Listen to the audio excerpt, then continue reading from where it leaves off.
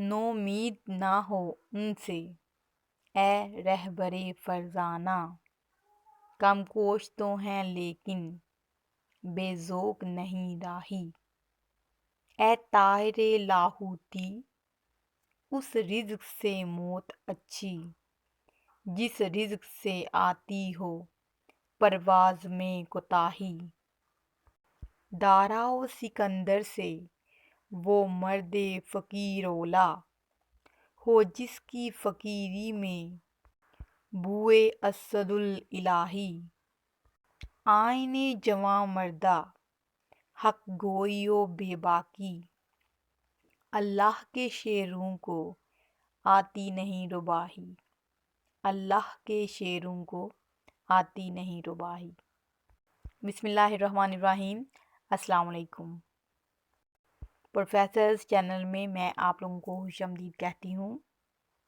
आज जो मेरा टॉपिक है वो है शेरी इस्तिलाहात। शेरी इस्तिलाहात में आप लोग देखेंगे इस्तिलाह का मतलब क्या है, शेर क्या होता है, मिसरा क्या होता है, शायर किसे कहते हैं, बीत क्या होता है, फ़र्द क्या है, तहल्लुस क्या है, गज़ल क्या है, नज़म क्या है, गज़ल और नज़म में क्या फ़र्क है, मतला क्या है, मक्ता क्या है, फिर हुस्न मतला, फिर मतला सालिस, पहला शेर क्या होता है, दूसरा शेर क्या होता है, आम शेर क्या होता है, काफिया क्या होता है, रदीफ क्या है, मुरद्दिफ क्या है, गैर मुरद्दिफ क्या है। टॉपिक की तरफ जाने से पहले आज का पैगाम। किसी बुजुर्ग का कौल है, जो नहीं है इस पर रोने की बजाय, जो इस पर खुश होकर देखिए जिंदगी आसान और पुरसुकून हो जाएगी। इस्तिलाह किसे कहते हैं? जब कोई लफ्ज़ अपने लुग़वी मायने की बजाय मजाजी मानों में इस तरह इस्तेमाल हो कि इस इल्म के माहिरीन आपस में मुत्तफ़िक हो जाएं, उसे इस्तिलाह कहते हैं। शेर क्या होता है? अरबी ज़ुबान का लफ्ज़ है शेर, शाऊर से मुश्तक़ है और इसके मानी हैं जानना और बूझना। कलाम मौजू जो बावज़न कलाम हो उसको शेर कहते हैं। मिसरा क्या होता है? अरबी ज़ुबान का ये लफ्ज़ है मिसरा। लफ्ज़ी मुतालब इसके हैं दरवाज़े या एक हिस्सा या तख्ता। शेर के दो मिसरे होते हैं। मसलन, हमको मिटा सके ज़माने में दम नहीं, हमसे ज़माना खुद है ज़माने से हम नहीं। तो ये एक शेर है और इसके दो मिसरे हैं। शायर कौन होता है या क्या होता है? बाशऊर शख्स को शायर कहते हैं और इस्तिलाह में जो शेर कहता है उसको शायर कहते हैं। अगला है बीत क्या है? बीत के लुग़वी मायने हैं घर के। वो शेर जो हम काफिया होता है उसको बीत कहते हैं। अगला है फ़र्द क्या है?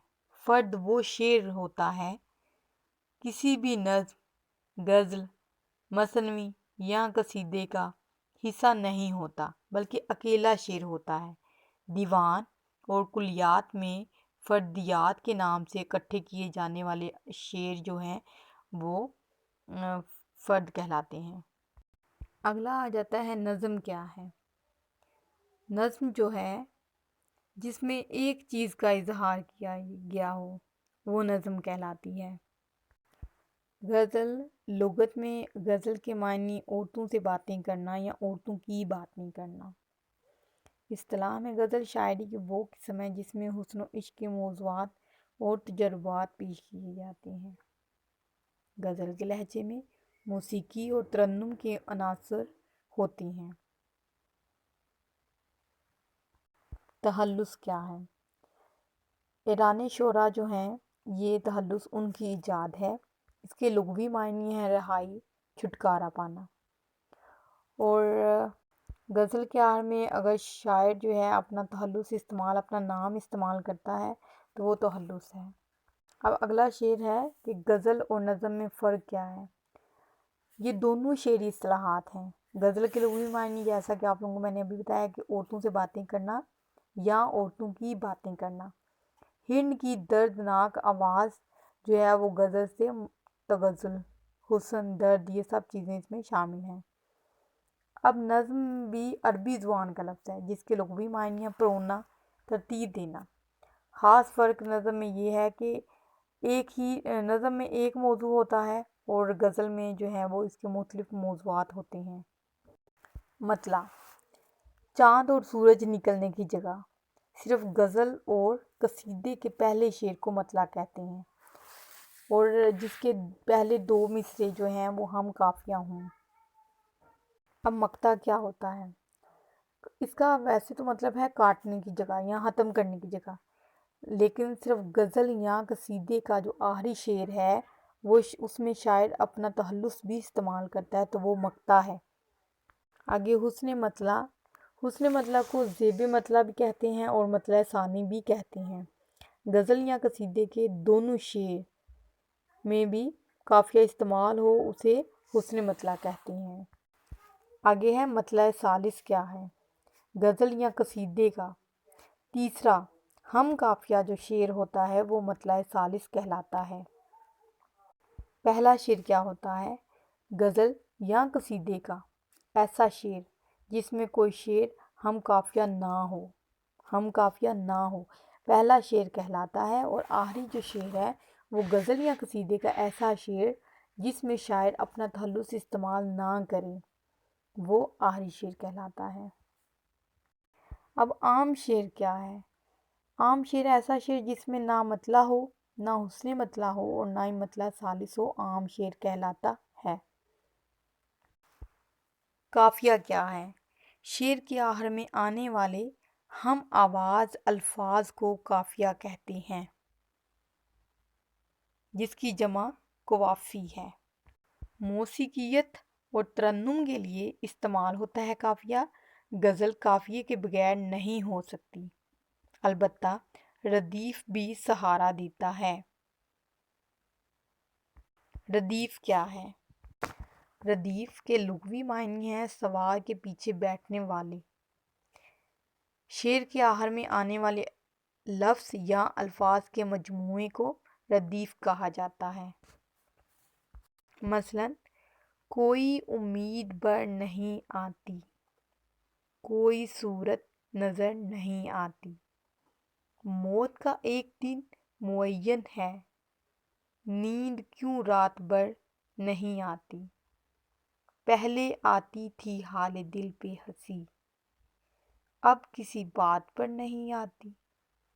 اس میں جو ردیف ہے وہ آتی ہے۔ ایسی غزل جس میں ردیف ہو وہ مردف غزل کہلاتی ہے، اور ایسی غزل جس میں ردیف نہ ہو وہ غیر مردف غزل کہلاتی ہے۔ اس سے ثابت ہوتا ہے کہ بغیر ردیف کے بھی غزل ہو سکتی ہے لیکن قافیے کے بغیر غزل نہیں ہوتی۔ اینٹی ناول کیا ہے؟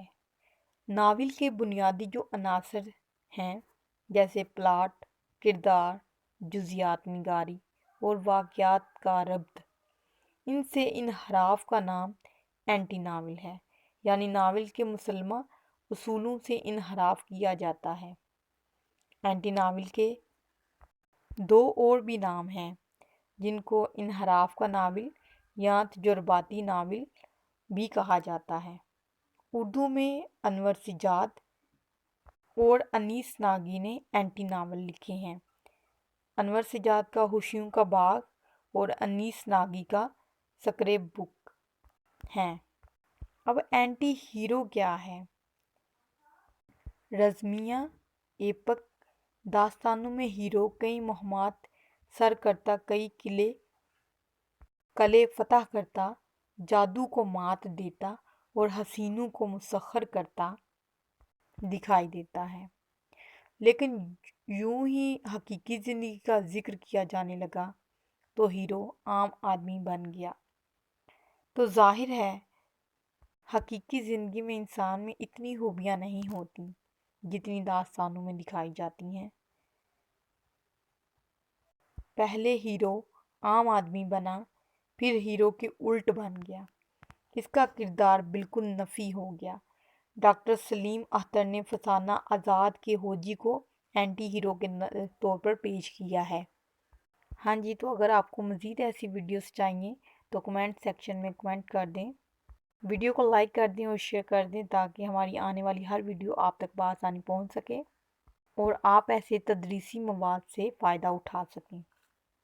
اپنا اور اپنے پیاروں کا بہت سا خیال رکھیں۔ تب تک کے لیے اللہ حافظ۔